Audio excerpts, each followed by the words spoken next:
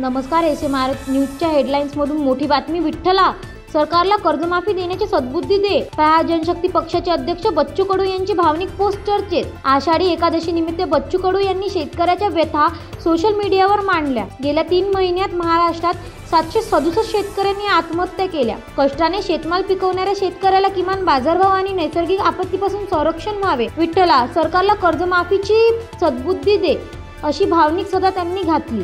गेल्या महिन्यात शेतकरी, शेतमजूर, दिव्यांगाच्या मागण्यांसाठी कडू यांनी आठवडाभर अन्नत्याग आंदोलन केले.